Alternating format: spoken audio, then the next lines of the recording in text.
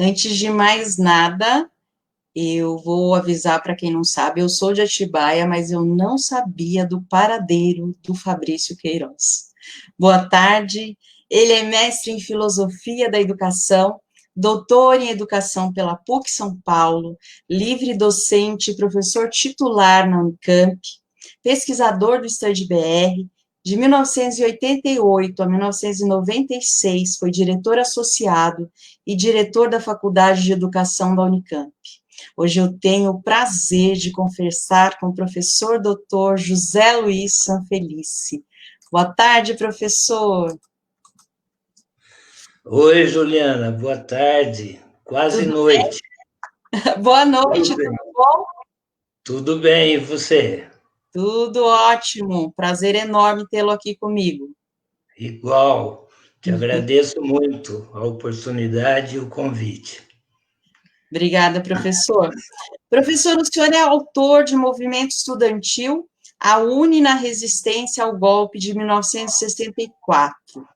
Como pesquisador, qual é a sua percepção aí das nuances e da importância dos movimentos estudantis ao longo da história do Brasil, ou seja, no passado e atualmente? É com o senhor. Bem, primeiro quero dizer meu boa noite a todos os que estão nos ouvindo, agradecer a Juliana por me dar essa oportunidade de conversa.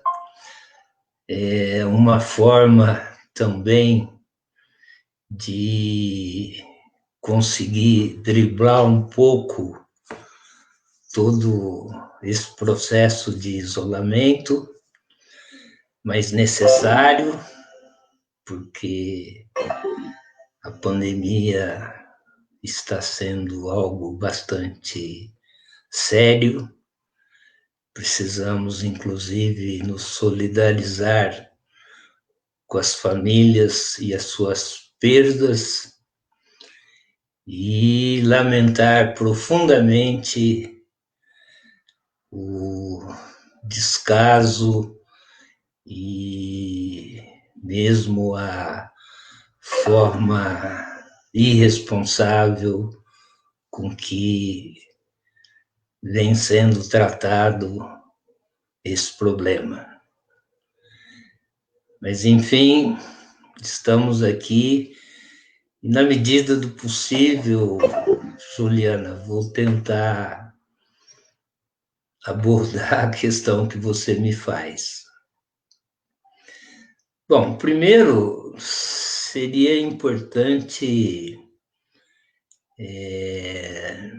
não fazer assim nenhum tipo de paralelo entre o movimento estudantil de décadas passadas e o movimento estudantil hoje, no sentido de correr o risco de cometer anacronismos. Então, nos trata, no meu entendimento, de buscar paralelos. O que eu estudei quando eu fazia meu doutorado, lá nos anos 80, foi a União Nacional dos Estudantes, foi a UNE. Uma entidade estudantil que vinha desde os anos 30, desde 1937, marcando presença no cenário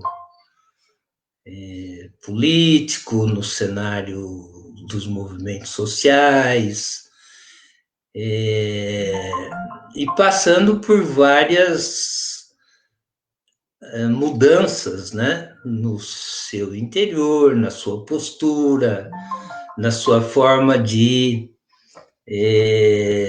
responder àquelas questões do Brasil daquela conjuntura, né?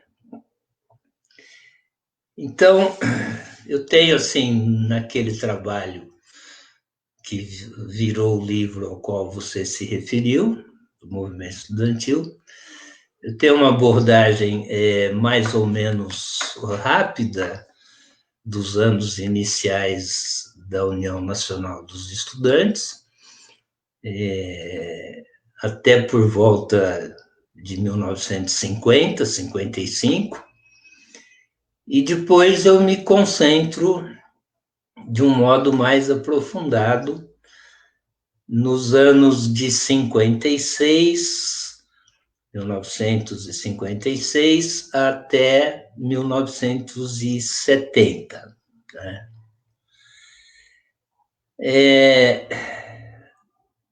Começa daí a dificuldade em te responder.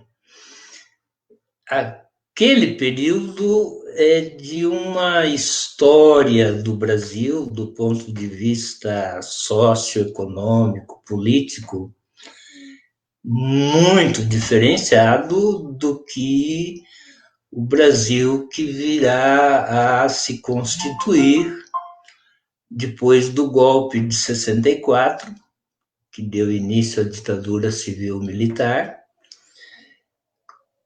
com uma duração de mais de 20 anos, e ainda aquele período é mais distinto do que o que veio a ser a nossa história após o período da ditadura civil-militar, então mais ou menos de 1985 para cá.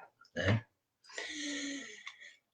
Aquele movimento estudantil que eu estudei por intermédio da UNE, né, ele representa uma parte, é claro, dos estudantes universitários brasileiros,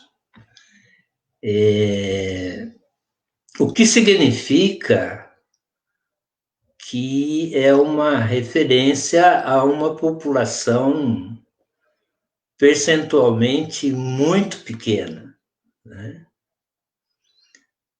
Porque você chega assim nos anos 60, o máximo de estudantes que estão no ensino superior no Brasil é em torno de 100 mil estudantes, ali em 64, 65, né?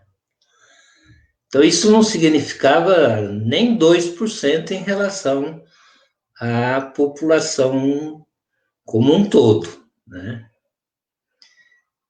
Então, a gente está falando de um segmento da população, não de uma classe social, é claro que não, mas de um segmento da população bastante diminuto, né? O que também revela que o ensino superior era ofertado de um modo muito restrito, né? Era um nível de ensino altamente elitizado, muito mais do que hoje, né? Não que hoje não seja, porque continua sendo, mas então uma população reduzida e com um caráter de elitização, né? Então isso vai dar também um pouco a dimensão das pautas que o movimento estudantil fez naquele contexto, né? Claro que não é possível analisar aqui um Brasil em transformação rumo a uma certa industrialização, um Brasil que está emergindo de uma sociedade extremamente agrária, para, aos poucos, ir se constituir em um Brasil um pouco mais industrializado, um pouco mais urbano, né? Mas isso era marcante na época. Tanto é que o censo de 1960, ele indica pela primeira vez que a população passava a ser um pouco mais urbana do que rural, né? Quer dizer, é aquela virada que se inicia aí, acompanhando um processo emergente de industrialização que aos poucos vai configurando um outro contexto, né? Mas se a gente pegar, então, vou sintetizar basicamente para facilitar a compreensão. Você tem uma União Nacional dos Estudantes que, nas suas origens, é getulista, né? Você tem uma União Nacional dos Estudantes que também pressiona o Getúlio contra o nazifascismo, né? No pré-guerra e Segunda Guerra Mundial, e mesmo no período da guerra, né? Você tem uma uninacionalista na campanha do Petróleo é Nosso, né? Você tem uma Uni vivenciando o nacional desenvolvimentismo do governo JK e uma Uni aderente às propostas reformistas dos anos 50, né? E também se movimentando em vários temas de caráter socioeconômico, tipo assim, greves greves em protesto ao preço dos bondes, do preço da condução urbana, né? Mas que dentro da evolução do nacional-desenvolvimentismo, como ideologia, como projeto, né? Essa é toda uma outra discussão a ser feita, também assumiu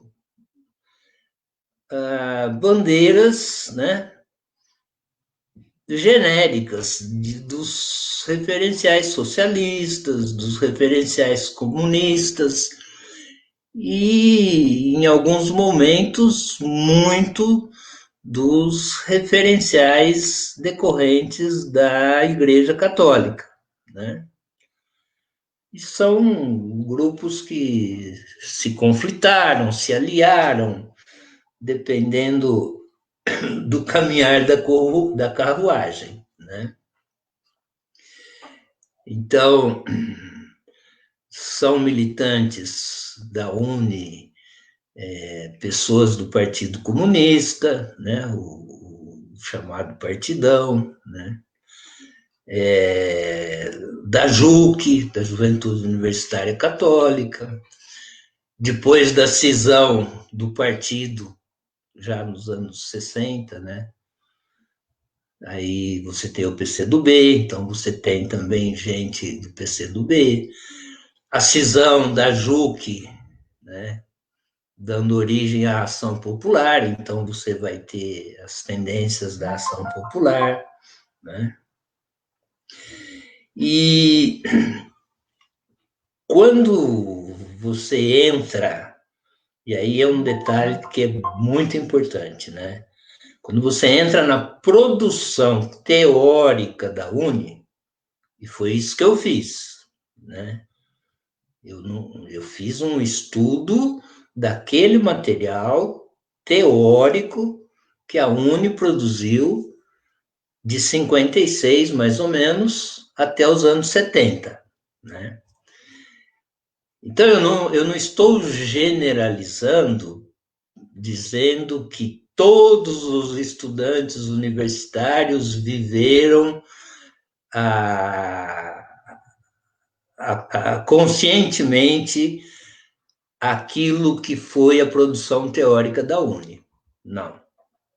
Eu estou dizendo que a Uni produziu aquele material, o que representa, sem dúvida, uma produção resultante de lideranças, né, com um tipo de formação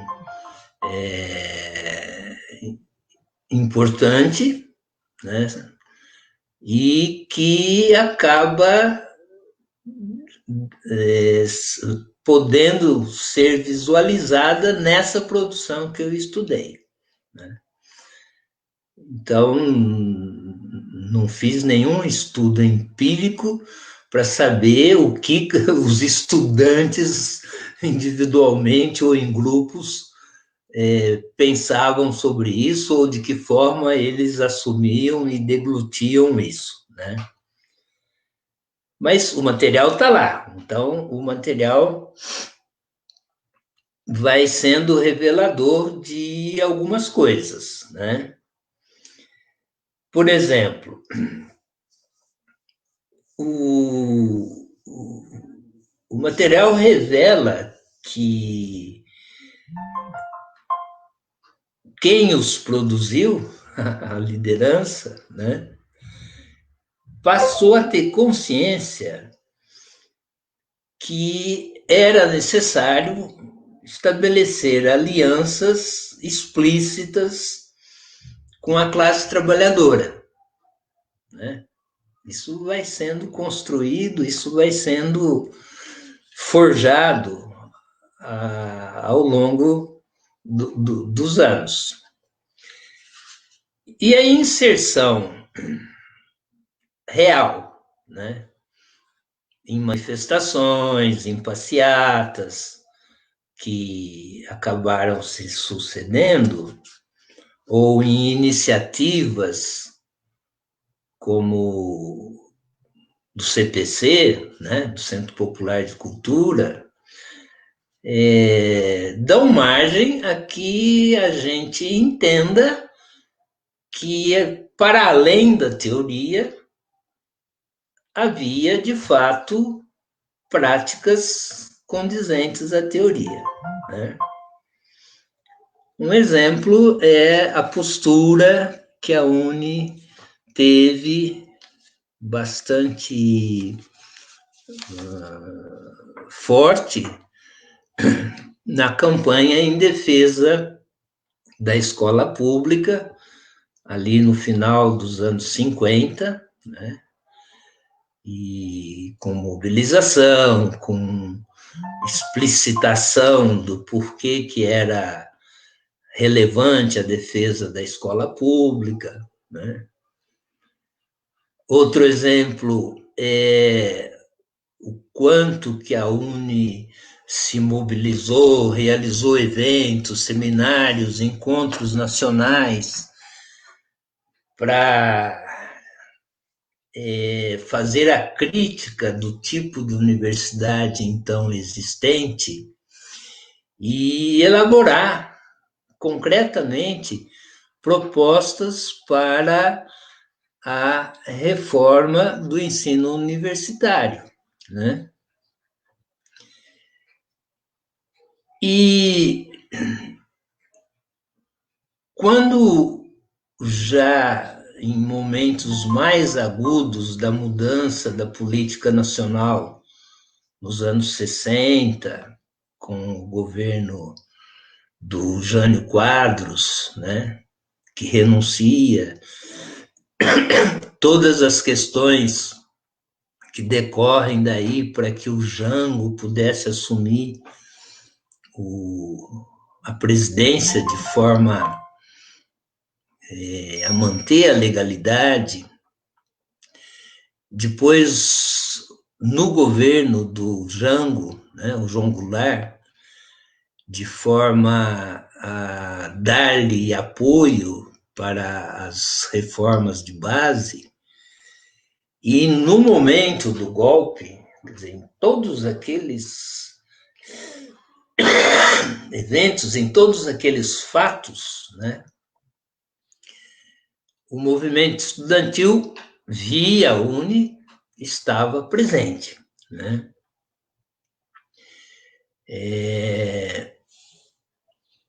A participação na rede de legalidade, ou da legalidade, foi um ato de resistência importante para a posse do João Goulart. Né? E a coisa mais sugestiva é que numa ampliação de percepção, ou mesmo de consciência, né, vai se entendendo de que a reforma universitária era algo que precisava se inserir no quadro das demais reformas então pretendidas, por exemplo, pela classe trabalhadora. Né? Em muitos momentos, os estudantes deixavam isso registrado. A nossa luta específica é pela reforma universitária, mas é fundamental que ela esteja no âmbito do conjunto das demais reformas, né? Da reforma econômica, reforma bancária, reforma agrária, e pela conquista e garantia de direitos trabalhistas, né? Enfim, como se fosse uma somatória, né, nos movimentos, então, sociais e reivindicatórios, de modo a aproximar os estudantes da luta da classe trabalhadora. Né? Aí eu só vou enumerar, porque senão vai ficar muito longo. Né? A atuação da UNE foi fundamental na campanha do plebiscito pró-presidencialismo, né?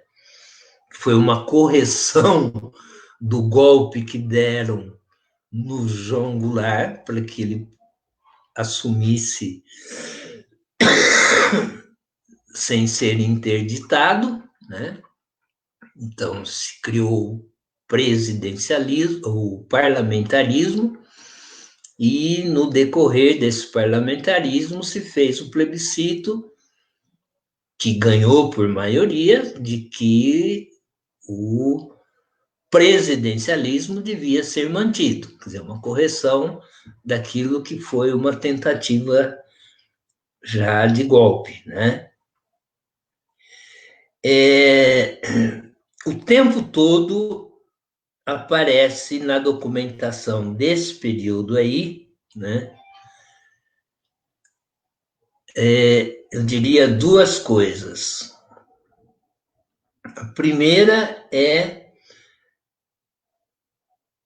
a denúncia de que haveria um golpe. Né? A denúncia persistente de que o que se fazia do ponto de vista político era a tentativa de um golpe contra o João Goulart. Né? O que, de fato, acabou se configurando em 31 de março, 1º de abril de 64. Né? E a outra coisa que também é persistente na documentação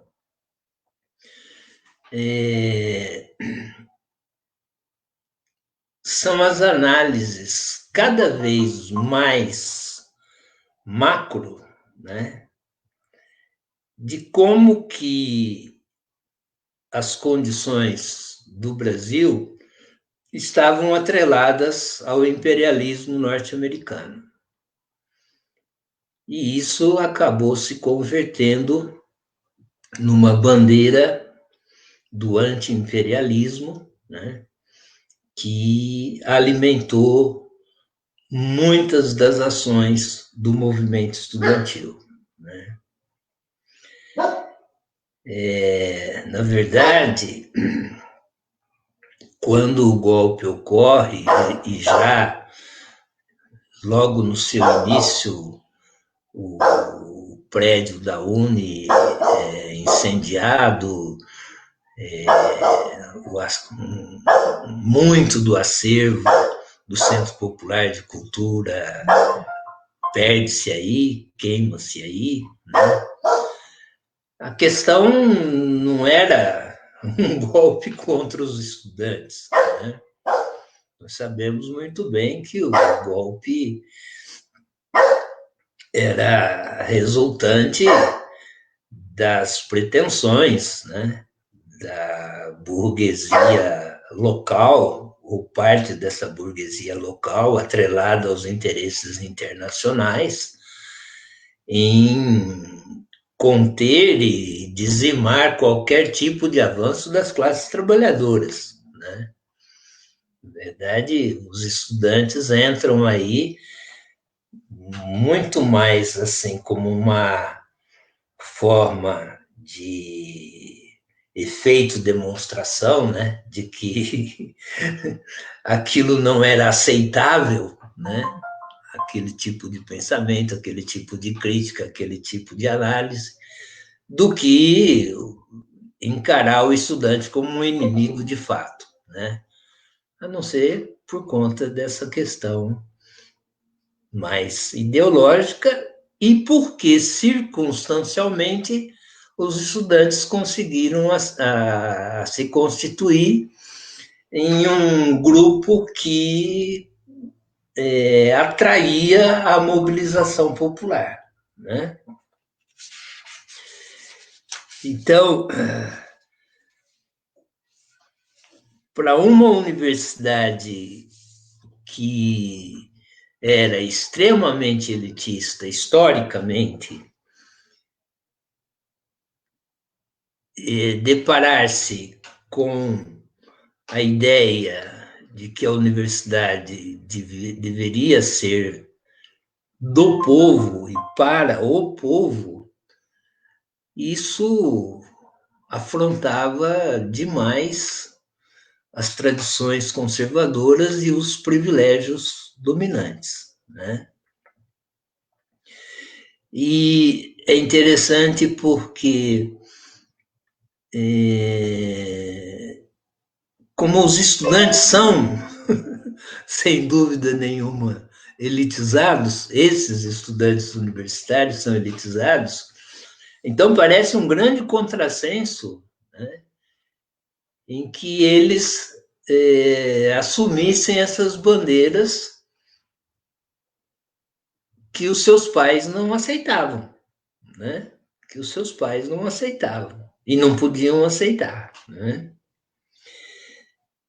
Mas a resposta, pelo menos do ponto de vista teórico, eu encontro lá nessa documentação, quando por várias vezes se diz que eles, estudantes, estavam tomando consciência de si mesmos e da elitização que era a universidade em que se encontravam. Né? Então, as reformas pretendidas, elas aparecem em vários documentos, né? Por exemplo, a Carta do Paraná, na chamada greve de 1/3, que tomou conta do Brasil, onde os estudantes queriam democratizar a gestão da universidade com a participação dos vários segmentos, né? A Univolante, que percorre o Brasil, né? E era por demais, era por demais se pensar numa proposta que viesse desses estudantes de elaborar um congresso operário camponês estudantil, né? Quer dizer, como uma forma de estreitar essas relações com as classes trabalhadoras, né? E isso é justificado, vamos dizer assim, por parte dos estudantes, como se fosse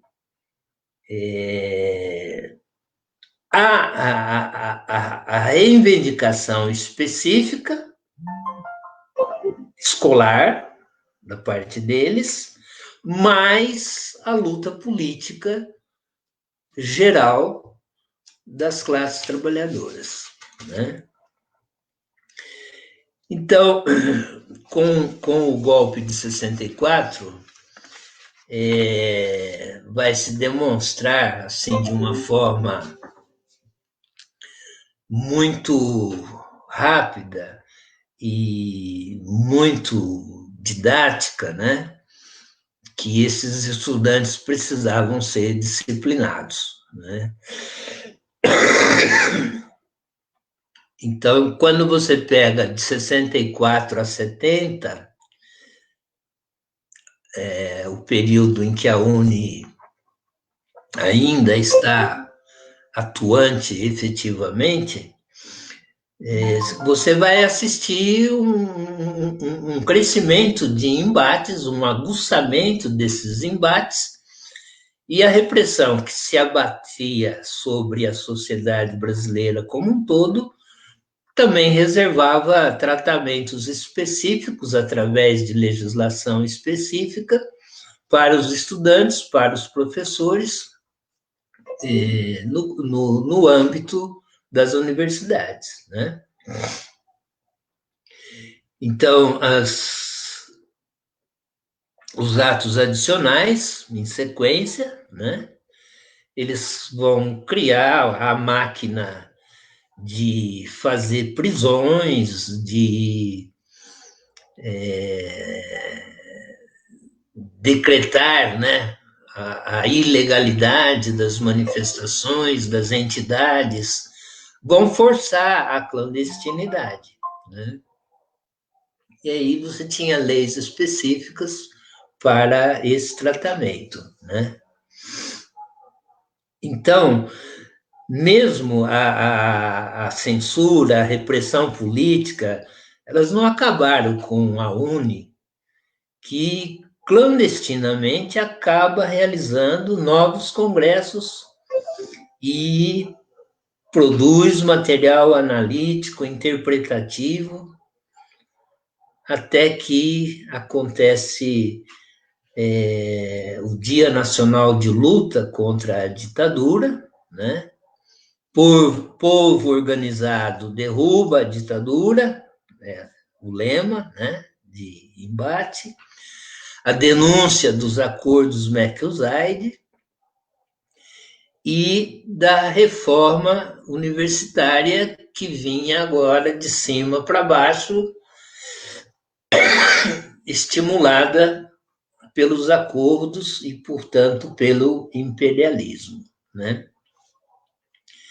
Em alguns momentos, a reação veio daquilo que uma parte da imprensa ainda conseguia falar, às vezes de uma parte da igreja, né, que também parcialmente havia apoiado o golpe, mas que agora uma ala progressista começou a reagir, né? E o desfecho desse embate todo em 1968, 69, né? Em 68, né? Quando o Congresso de Ibiúna, que seria o 30º Congresso da UNE,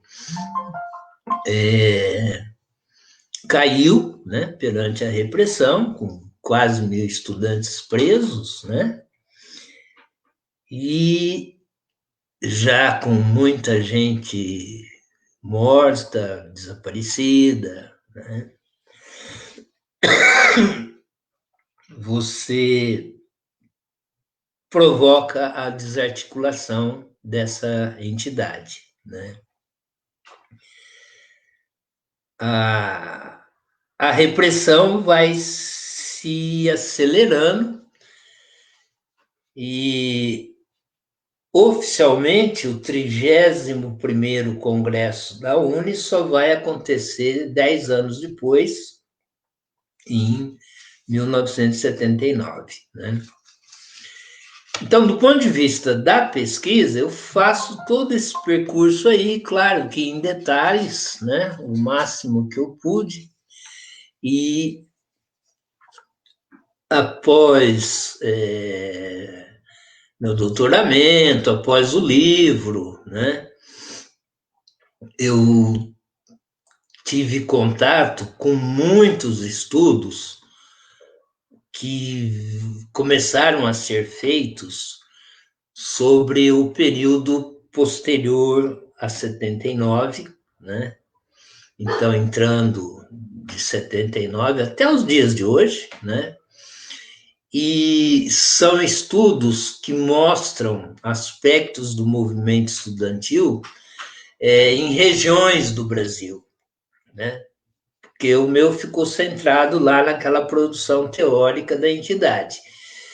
E esses outros estudos, eles mostram muito como que o movimento estudantil esparso pelo país, né, respondia ou não a essa liderança da UNE, né, e também demonstram como que as coisas aconteceram em, em situações bastante distintas por região, por cidade, etc., né? Então, o material é bastante grande depois dos anos focando, né, após os anos 70, então dos anos 80 para cá, o material é bastante grande, e também muitas novas fontes foram surgindo, né, foram se tornando viáveis, e cresce a compreensão do que o movimento estudantil significa no quadro dos movimentos sociais, né? Então, veja, agora eu vou ter que dar um salto, porque senão eu não consigo fechar a resposta para você, viu? O salto seria o seguinte: eu comecei falando que lá era uma conjuntura muito diferente da conjuntura de hoje, né? E quanto a isso, eu acho que estamos todos de acordo, né? O país hoje é outro no sentido da urbanização, da industrialização, da concentração nas grandes cidades, daquilo que o país vivenciou nas suas mudanças tecnológicas, nas condições de emprego, nas condições de transporte, enfim, o país é outro, né? O país é outro. Mas, se eu mantiver o mesmo foco da análise que eu fiz lá, no material teórico, né? Eu vou dar um exemplo só assim de coisas bem mais recentes, né? Olhando na teoria, né? Se você ingressar hoje no site oficial da UNE, acaba de ser eleito o novo presidente, que foi no 57º Congresso da União Nacional dos Estudantes. Eu parei lá no 30, né? Em 69. Agora eles estão no 57º.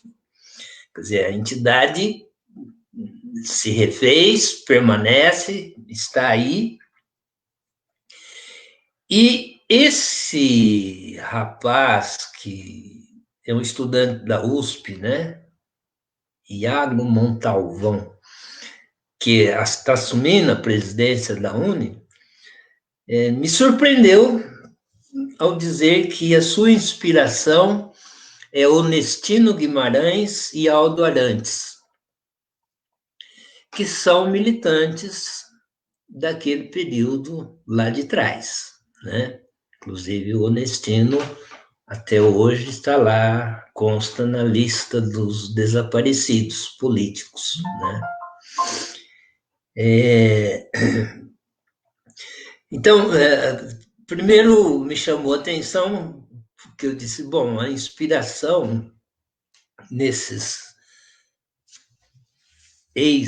né, líderes da União Nacional dos Estudantes significa mais do que a inspiração, uma referência quanto a pontos de luta, a pontos de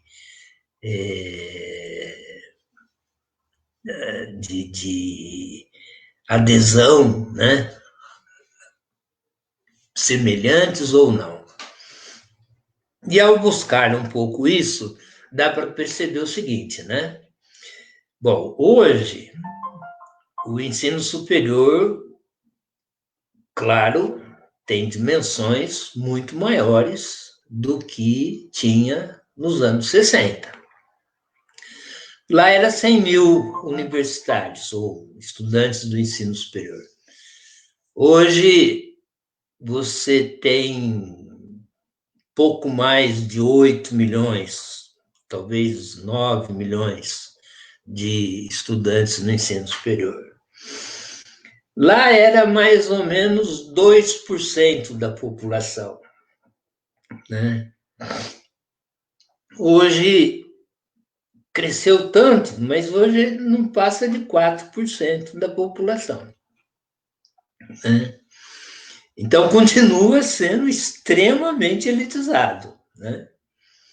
Então, motivos de luta para uma democratização desse nível de ensino não faltam. Às vezes, essa estatística aí fica, vamos dizer assim, menos desagradável, porque você calcula esse número de estudantes que estão cursando o ensino superior em relação à faixa etária, né, que poderia estar no ensino superior.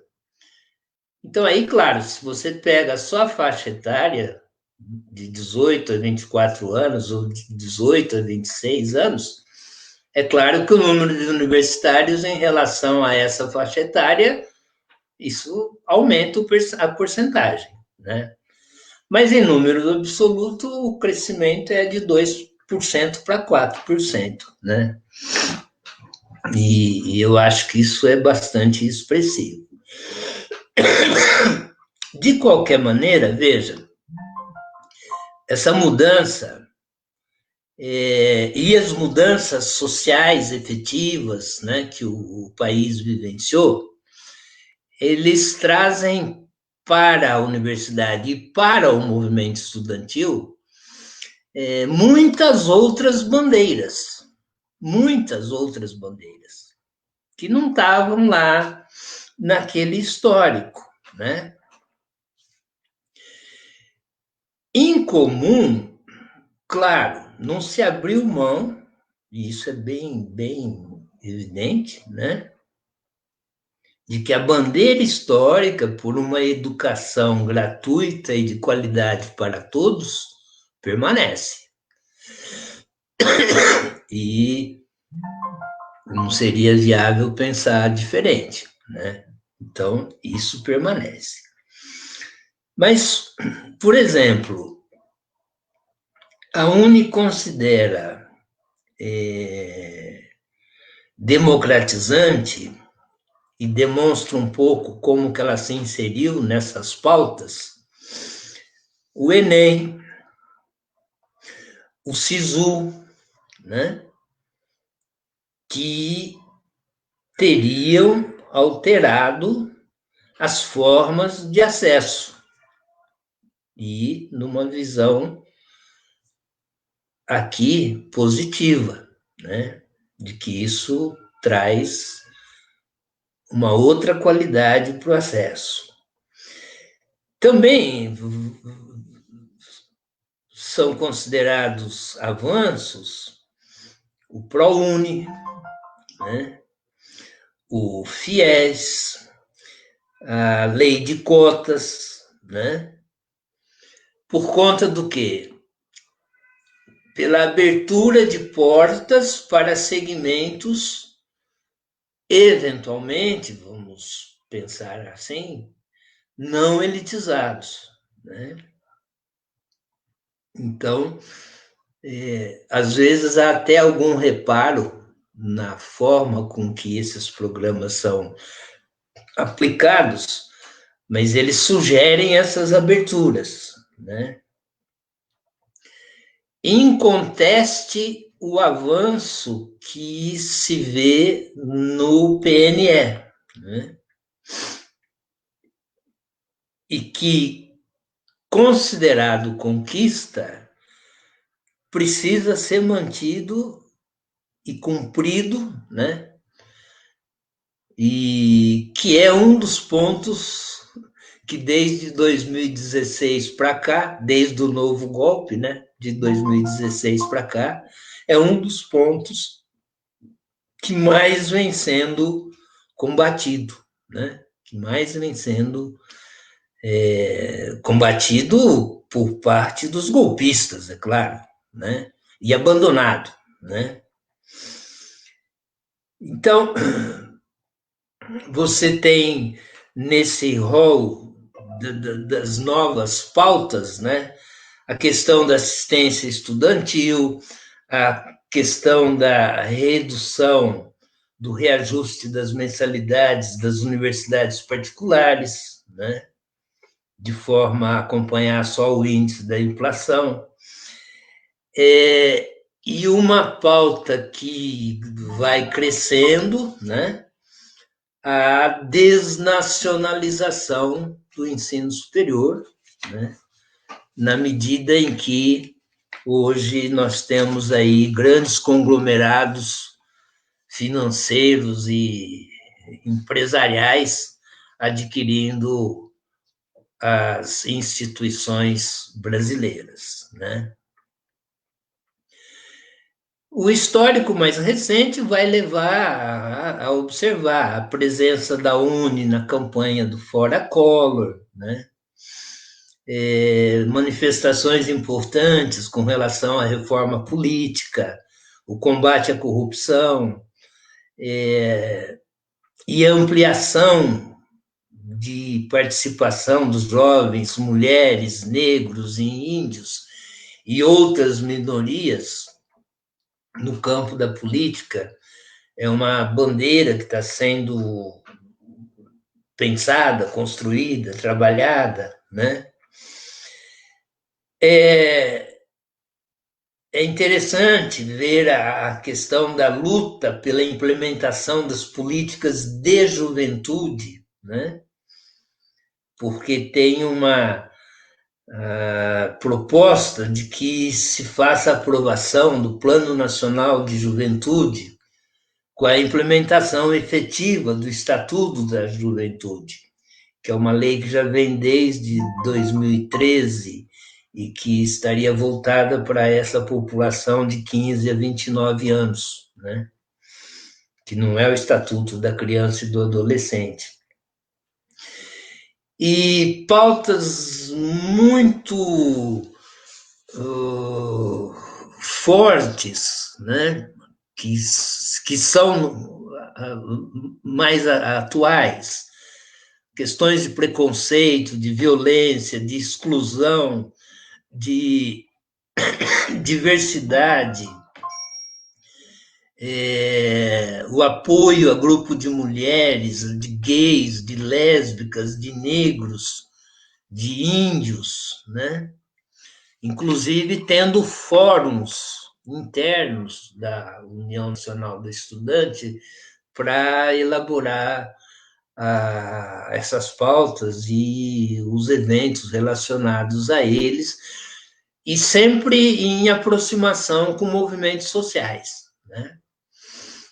Então, hoje fica um pouco mais diluído, até porque é relativamente pequeno o grupo de universitários no conjunto da população e no conjunto dos movimentos sociais, mas fica difícil, assim, de ver um movimento em que a UNE seja a grande catalisadora e organizadora. Não, é sempre junto com muitas outras entidades do movimento social, né? Ela está inserida com uma diretoria de LGBT que participa da organização das paradas gays, desses movimentos, né? Defende as políticas afirmativas de minorias, com foco na ampliação do acesso de estudantes pobres à universidade, né? E se aproxima, inclusive, com a presença de muitos estudantes universitários aos movimentos de moradias, aos movimentos de moradia, de reforma agrária, de democratização da comunicação, né? Das ocupações populares. Enfim, há uma tentativa de estar próximo, de estar junto e de se articular com esses movimentos, né? Tem outras coisas que eu vou evitar nesse momento de dar continuidade, que passam pelas discussões que se implementa, né, sobre ocupação urbana, a persistência da bandeira do passe livre para estudantes, uma postura relacionada aos movimentos internacionais de juventude, por exemplo, o Festival Mundial de Juventude, a Cúpula dos Povos Americanos, tem a postura manifesta, forte, com relação à Amazônia nossa, né? Tem as questões relacionadas às vinculações constitucionais de recursos à cultura, né? Enfim, é um pouco o que está no contexto teórico, né? E, em muitas situações, comprovadamente, na presença efetiva da liderança ou dos demais adeptos da entidade em vários movimentos sociais, né? E eu só chamo a atenção para encerrar a tentativa de responder a pergunta, né? Para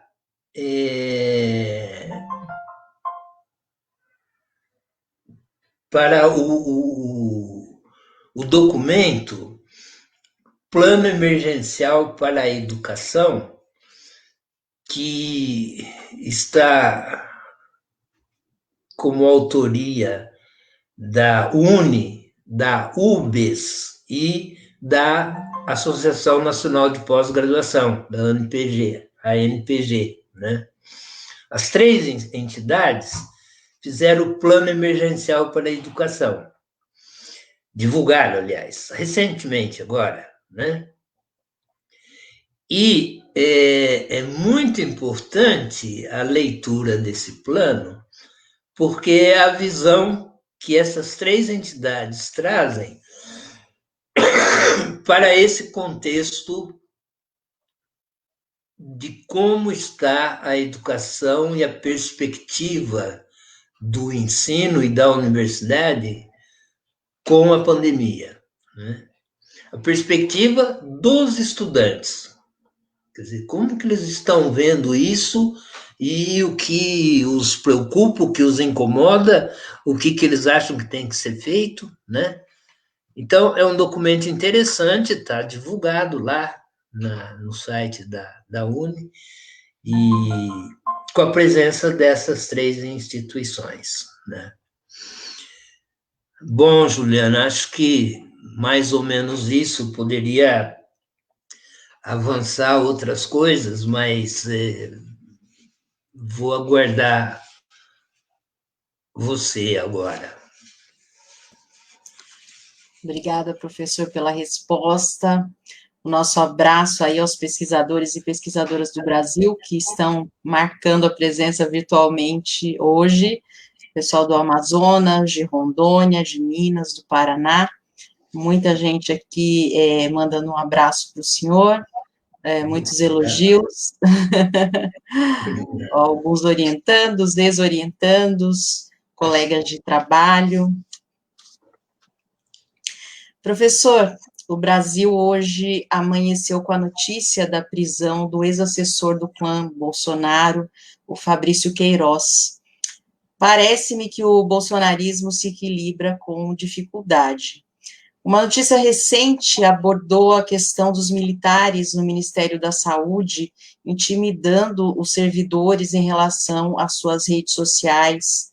Outro dia também a professora Virgínia Fontes entrevistou o general Bolívar Meireles e ele reafirmou a sua convicção na impossibilidade de um golpe nos moldes de 1964. Como o senhor avalia esse nó górdio aí na política brasileira? Pergunta difícil não vale, Juliana. Como eu avalio? Bom,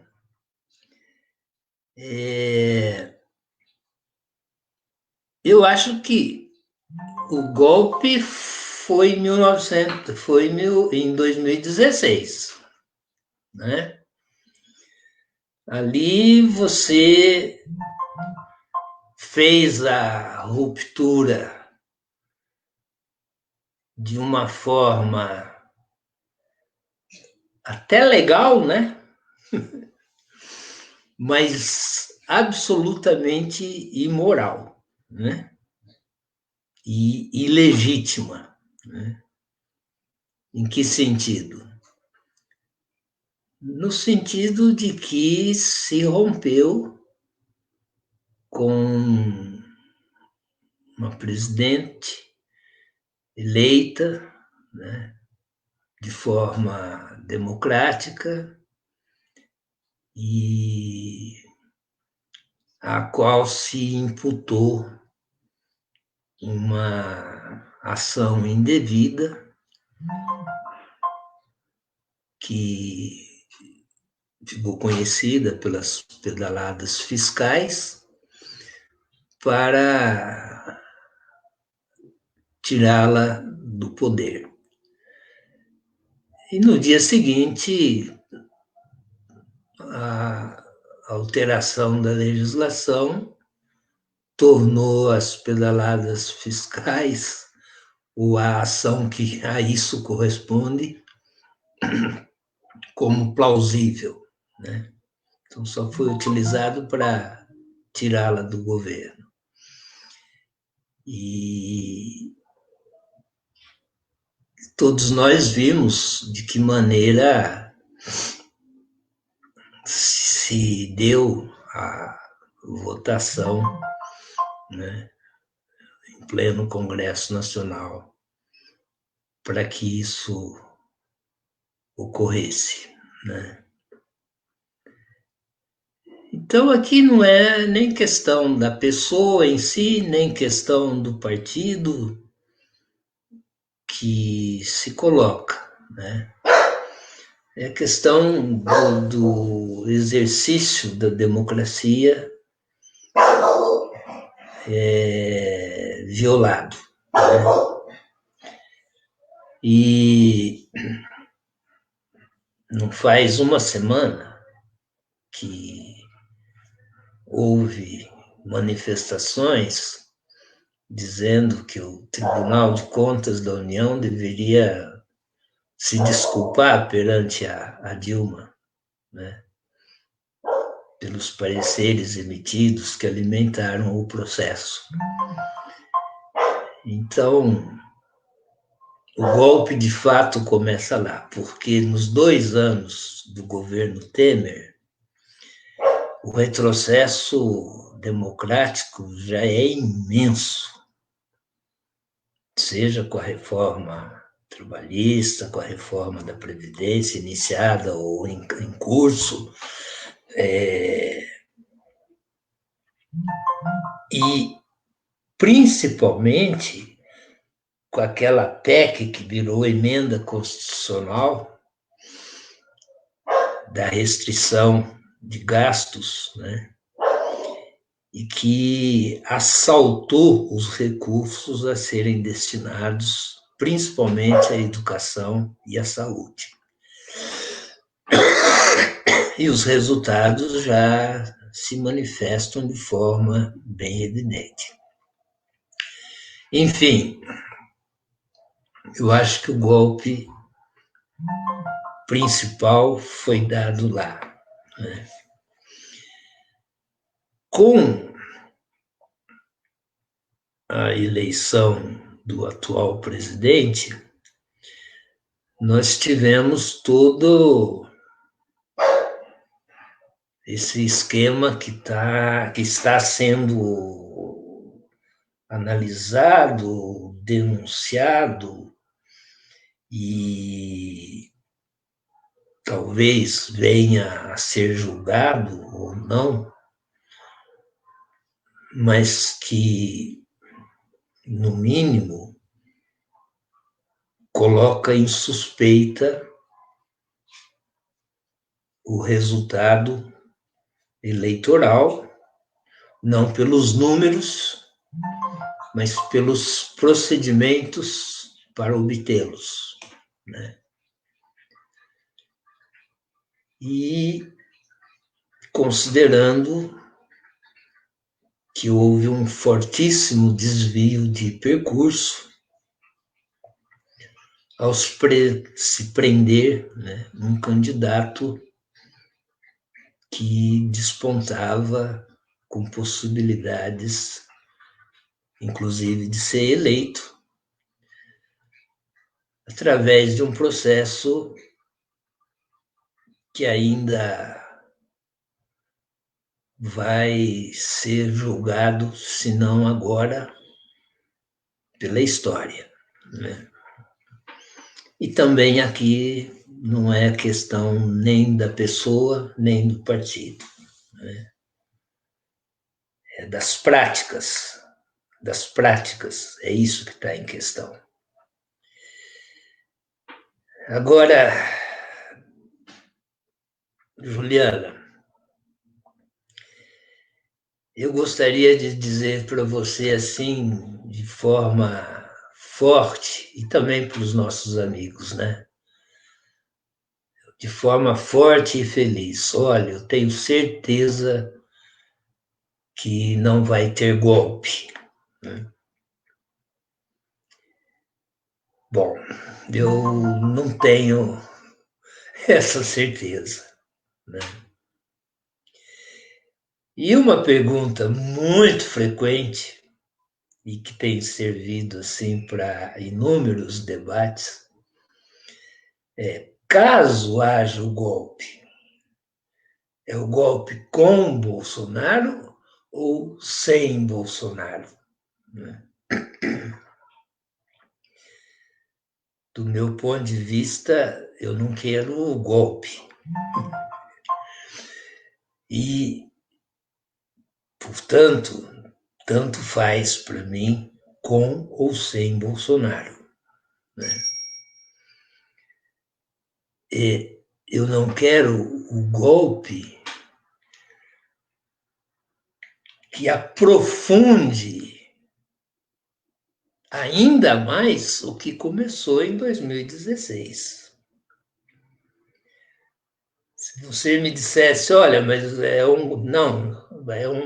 que se avizinha é um golpe revolucionário, é um golpe que vai levar a sociedade a uma qualidade superior do que essa que nós temos aí, eu diria, bom, aí a ideia do golpe começa a ser aceitável.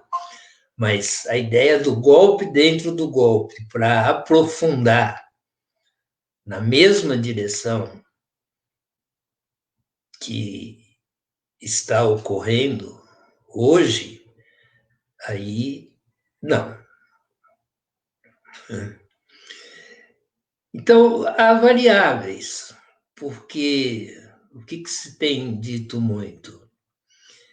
Você tem uma extrema direita, do ponto de vista ideológico, né? Fazendo toda essa parafernália midiática dia a dia, né? E que começou assim num discurso genérico anticomunismo, que eles nem definem o que é e nem mostram onde que está esse anticomunismo, né? Mas que avança para inúmeras posturas conservadoras, reacionárias, né? Machistas, homofóbicas. Enfim, você tem a soma de de uma extrema direita ideológica com um neoliberalismo que está lá representado no senhor Paulo Guedes, né? E que se demonstra e pretende ser ainda mais avassalador do que já é, né? Hoje eu ainda vi, em plena pandemia, o Paulo Guedes quer privatizar os Correios, né? Então, é um neoliberalismo avassalador e que acaba sendo absurdamente privatizante, absurdamente entreguista, né? Em troca de absolutamente nada, a não ser que sejam privilégios pessoais, porque, do ponto de vista do país, do povo, não se ganha nada com isso. E essa somatória da extrema-direita com este neoliberalismo representado nessa figura do Paulo Guedes, né, não são inadequados nem ruins para o grande capital, né? Eles não estão fazendo mal para o grande capital. E aí você tem um parlamento que sela essas ações que se originam dessas propostas. Então, aí, o senhor Maia é o grande gerenciador político e o poder executivo e legislativo acabam mancomunados.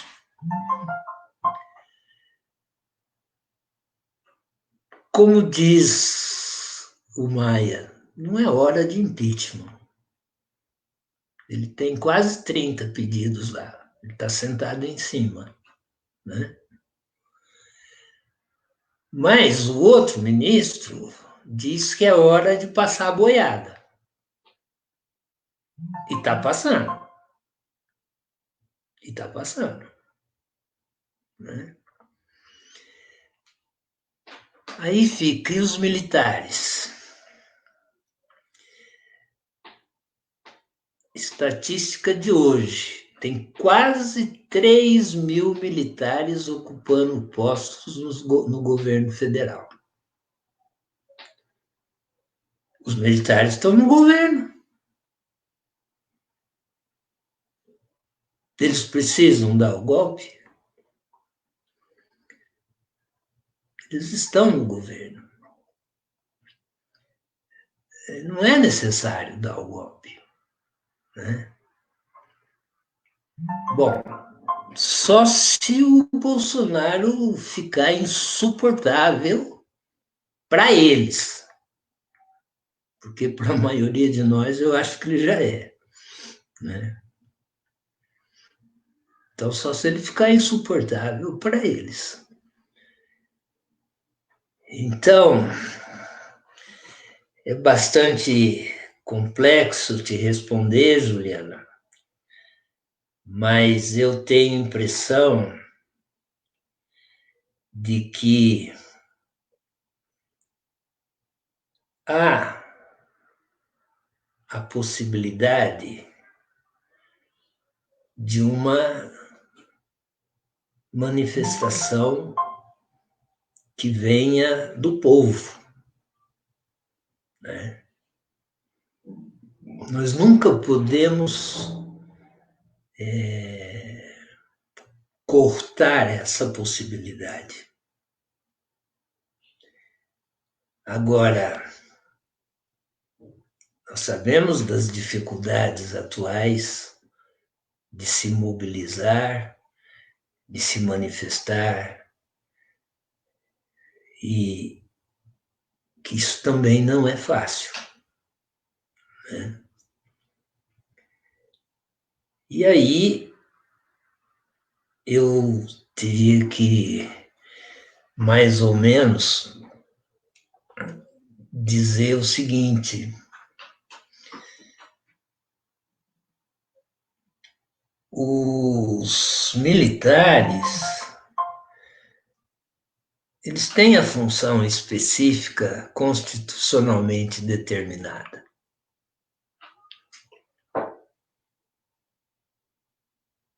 Se houver o respeito à Constituição, não cabe o golpe. Né? Então, estamos com uma situação de sinuca e não tenho visto respostas convincentes. É no nível da elucubração. Né? Porque elucubração não como sentido pejorativo, mas elucubração perante as inúmeras possibilidades. É um pouco isso, Juliana. Difícil, difícil. Obrigada, professor. Professor, agora vamos aí falar um pouquinho de educação em tempos de pandemia. Eu tenho feito essa mesma pergunta aos entrevistados e às entrevistadas. A pandemia vem cada vez mais impondo, né, aí o poder público, a questão do ensino à distância, diante aí de todas as nossas mazelas sociais. Qual a sua opinião sobre esse momento específico aí da nossa educação? Da educação. Ai, ai. Bom, às vezes eu fico, Juliana, um pouco assustado assim com essa ideia de que muita coisa está começando por causa da epidemia, ou então que muita coisa vai ser consequência da epidemia.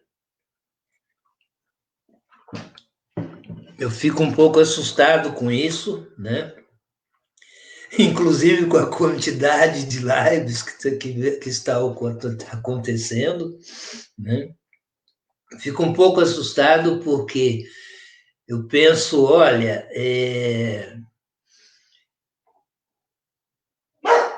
não podemos perder a perspectiva histórica, né?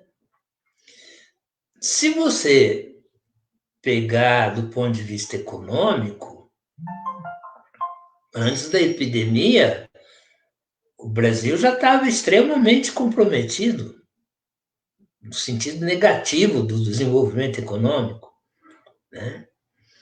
O desemprego já era de 12 milhões de trabalhadores ou mais, né?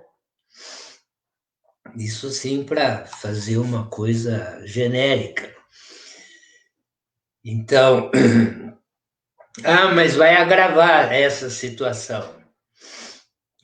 Possivelmente sim, mas as coisas não começaram aqui, né? E também poderiam se agravar caso a epidemia não tivesse ocorrido, né? Agora,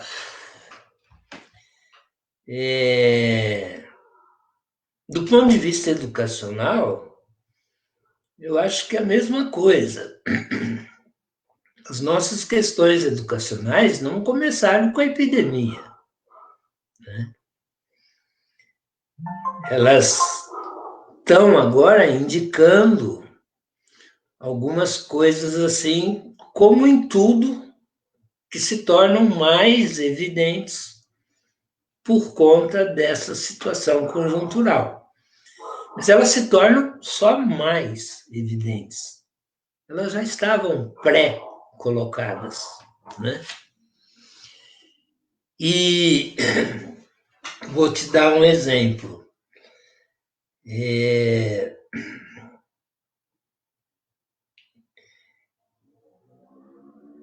O movimento da escola sem partido. Ele estava lá desde o início dos anos 2000, vinha persistentemente atuando,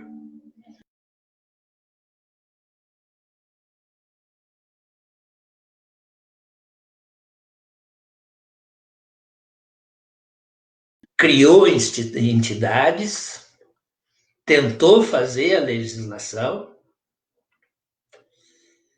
para legalizar a atuação da escola sem partido, né? Hoje, oficialmente, o movimento não existe, mas tem pai de aluno, tem professor delatando professor, né? Tem pai de aluno orientando os filhos para assinar, para filmar, né, gravar aulas. E você tem aí tudo o que significa de reacionarismo e de censura à cultura dentro dessa expressão da escola sem partido, né? Isso vai arrefecer por causa da pandemia? Acho que não. Até pelo caráter da própria perda social que a epidemia traz diferentemente para as classes sociais que a sofrem, eu não acho que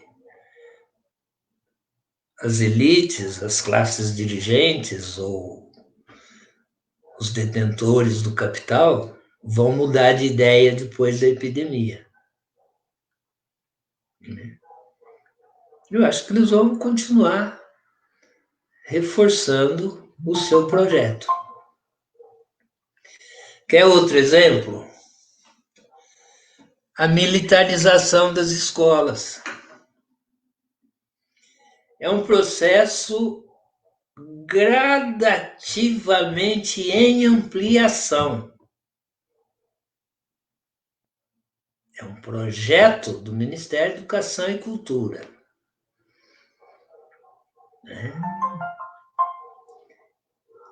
É um projeto que está sendo adotado pelas escolas privadas, além das públicas que aderiram. Hoje você já tem organizações de escolas privadas que são orientadas por militares da reserva, por militar, dentro do padrão da escola cívica militar. De livre e espontânea vontade, depois da pandemia, isso vai retroagir? Não vejo.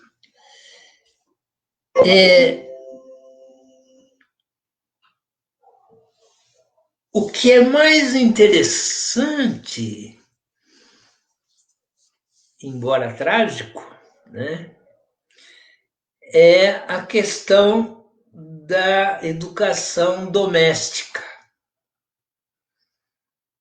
Porque nós tivemos nesse processo agora da pandemia todas essas tentativas de se resolver a escolaridade pelos procedimentos dos recursos à distância e virtuais.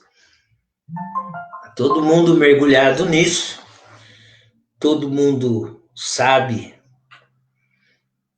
das inúmeras dificuldades que esse processo provocou, em todos os sentidos, né? Desde os alunos que estão excluídos dele por conta de não ter acesso a esses meios e a esses recursos tecnológicos, e evidentemente não são os alunos das famílias abastadas, são os alunos pobres, são os alunos das periferias, é o aumento da desigualdade, né? Mas, eu falei, interessante, porém trágico, é quanto dinheiro se ganha na pandemia na hora que você começa a abrir frente para vender computadores, para vender programas, para vender aplicativos, né? Para essa educação emergencial à distância. No entanto, ela tem uma aliança também com o movimento, que é outro projeto que caminha, da educação doméstica, o homeschooling, né? Que é uma proposta das elites, né? Para preservarem os seus filhos reclusos nos seus lares para uma formação que não tenha a inoculação de qualquer influência ou ideia com a qual a própria família não concorde. Então, tira-se as crianças da convivência social, da vivência da diversidade, dos processos de socialização, né? E se faz a chamada educação doméstica. Essas coisas podem se aliar, né? Então, na verdade, foi interessante, por isso até que me chamou a atenção aquele documento lá de plano emergencial para a educação das três entidades, né? Da UNE, da UBS e da Associação Nacional de Pós-Graduação, porque é a visão dos estudantes com relação a esse processo todo, né? E eu não tenho essa crença que muitos estão difundindo de que a pandemia nos vai fazer mais conscientes, de que a pandemia nos vai tornar mais fraternos, de que nós ficaremos mais solidários, né? Se você pegar alguns textos do professor Ricardo Antunes, ele tem um texto curto que ele publica no Le Monde Diplomatique, e que ele mostra que o que é mais provável no mundo do trabalho, incluindo no mundo do trabalho educacional, é a uberização extensiva. Isso é o mais provável. Ele mais ou menos deixa dizer, olha, o capital está ali nesse momento fazendo a trama desse plano. E se você verificar que as escolas botaram os robôs para responder a seus alunos sem que os alunos soubessem, e que essas mesmas escolas demitiram centenas de professores em plena pandemia, depois da pandemia isso vai ter retrocesso ou vai se ampliar, né? Então eu não acho que a pandemia vai ser um corretivo para o modo de produção capitalista, né? É só assistir à ganância com que os empresários reagiram ao isolamento, exigindo o trabalho da classe trabalhadora sem segurança, exigindo o trabalho da classe trabalhadora sem nenhum respeito à vida. É só ver as declarações que foram feitas, né? Uma parte da mídia condenando as posturas do Papa, um Papa medieval, porque ele acha que durante a pandemia os empresários deveriam conter parcialmente a sua vontade de lucros. Qual foi a resposta? Você é medieval, todo mundo vai ganhar dinheiro com a pandemia. Todo mundo, vírgula. O capital vai ganhar dinheiro com a epidemia. Claro, e os corruptos, né? Que estão fazendo aí todos os desvios possíveis na compra de materiais, de respiradores, de medicamentos, etc.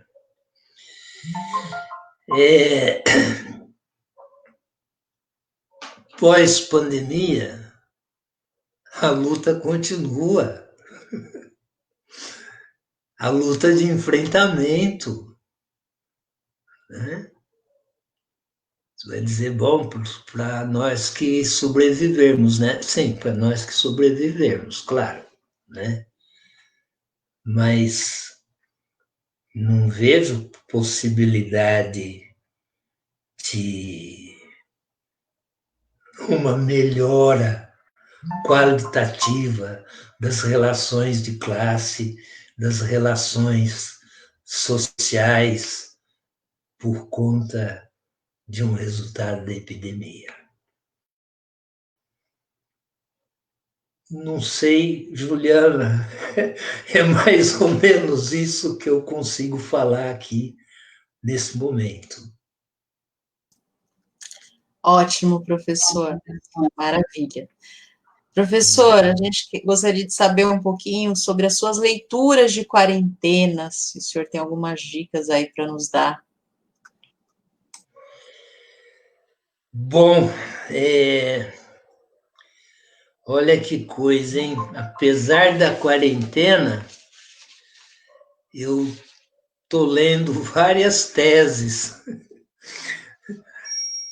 Os universitários, né, de pós-graduação, continuaram trabalhando, estão cumprindo prazos, e então as bancas estão ocorrendo por esse mecanismo aqui que nós estamos usando hoje. E eu tenho lido teses muito boas, teses muito interessantes. Espero que esses colegas autores das teses logo divulguem, logo socializem esse trabalho, né? Mas, Juliana, eu acho que, assim, alguma coisa que eu andei revisitando por necessidade e para também continuar alguns trabalhos que eu venho escrevendo, eu acho que uma leitura interessante relacionada ao ensino superior tem muita coisa, né, para se ver, tem muita coisa. Mas acho que uma leitura interessante que ajuda bastante é o livro do Lalo Minto, né, que se chama A Educação da Miséria, Particularidade Capitalista e Educação Superior no Brasil. Então, ele não é um livro voltado para o movimento estudantil, mas ele dá aquele contexto que eu falei, diferenciado da conjuntura, né? E que nos possibilita ver como que o ensino superior caminha nesse processo de mudança da sociedade brasileira, né? Um livro que me pegou porque eu estava aguardando a publicação dele por outras razões, é do Aguinaldo Rodrigues Gomes, o historiador, né? Lá da Federal, de Mato Grosso. Chama Educação, Utopia e Ditadura Militar, né? O subtítulo é Um Professor Comunista no Interior do Brasil. É um mergulho na ditadura e a partir da vivência e da militância de um professor, né? Quando você falou da entrevista que a professora Virgínia fez com o general, né? O general falou na entrevista da importância de se reler o Dreyfus, né? E eu concordo com ele. Reler, por conta das nossas questões hoje. 1964, a conquista do Estado, ação política, poder e golpe de classe. Eu acho que vale a pena ir para lá, né? Agora, é claro que a gente não abre mão dos clássicos, né? Mas aí é reiterativo. Dizer, olha, tem que ler Marx, Engels, Lenin, Gramsci, todas essas leituras são de fundamento, né? De dia a dia. Mas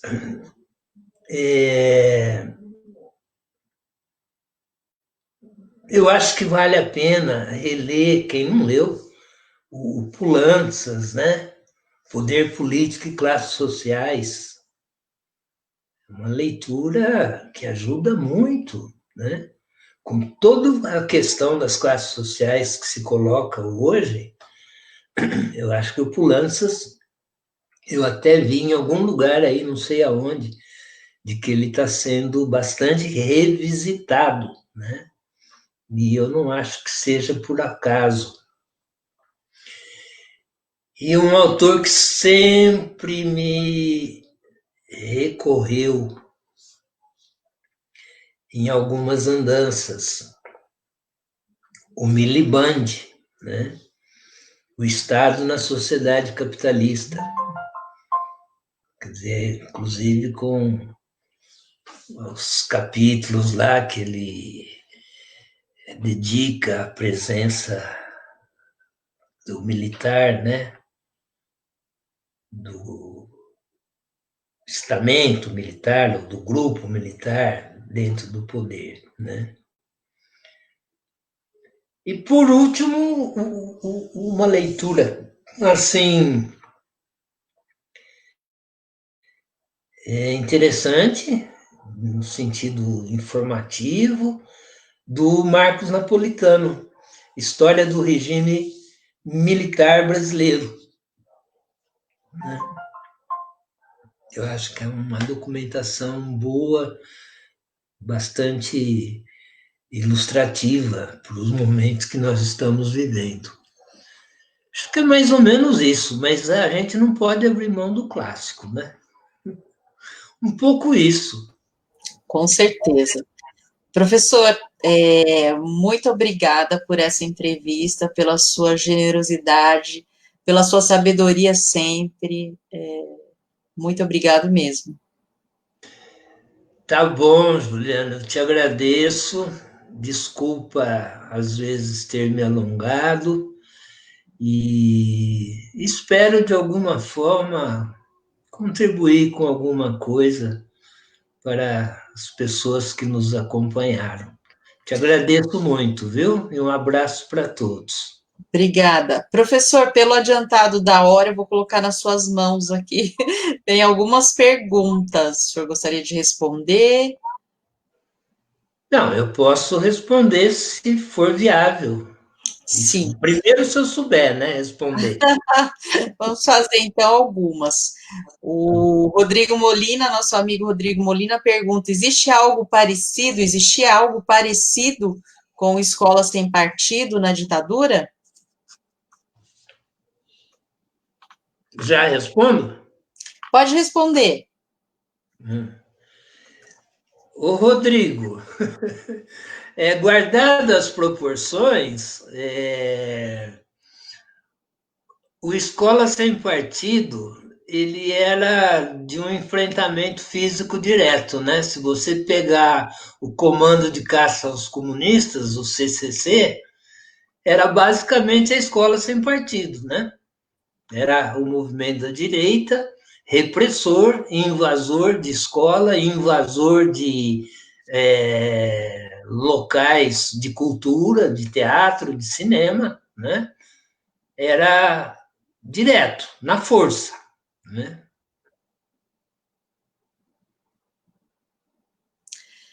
Professor, nosso amigo lá de Rondônia, o Antônio Carlos Maciel, professor Antônio Carlos Maciel, um abraço para ele, pergunta, né, que ele acredita que o golpe seja um produto histórico e como o senhor analisaria os fatos imediatos que levaram ao golpe aí de 2016?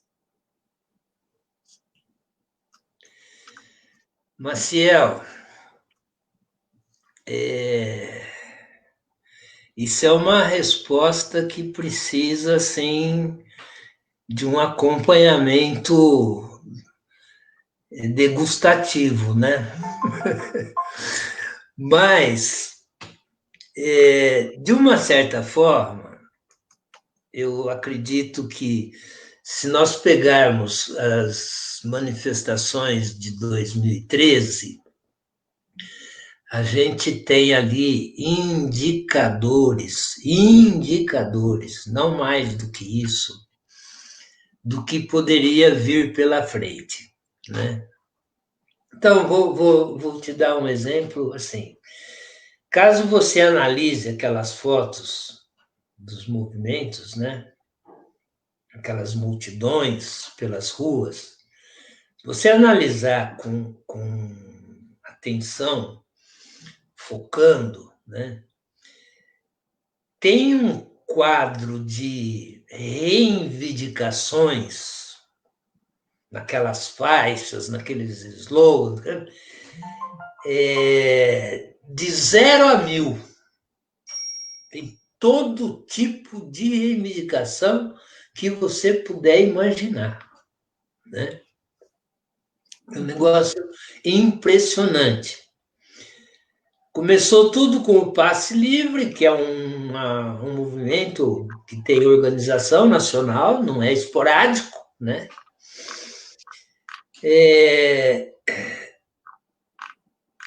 E vai para o movimento de moradia, etc, etc. Então, ali você concentra no visual indicador reivindicações de caráter político, de caráter social, de caráter econômico, né? E de direitos também, políticos, sociais e econômicos, né? Por quê? Porque, de alguma forma, aquela população ali enturmada, né, expressava dissabores com relação a governos que se afastaram das suas origens, que se afastaram das suas bases, né? Se burocratizaram, se tornaram mais técnicos do que efetivamente impulsores dos movimentos progressistas e a eles vinculados, né?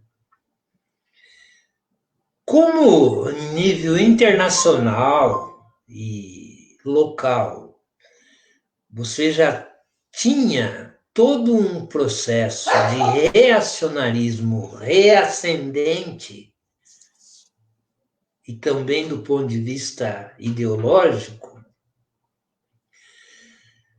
em várias partes do mundo, a burguesia viu a oportunidade de, em tomando o poder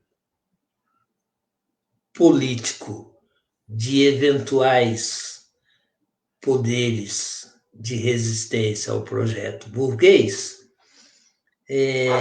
viu a oportunidade de, em tomando este poder, agilizar o processo que buscam de acumulação de capital.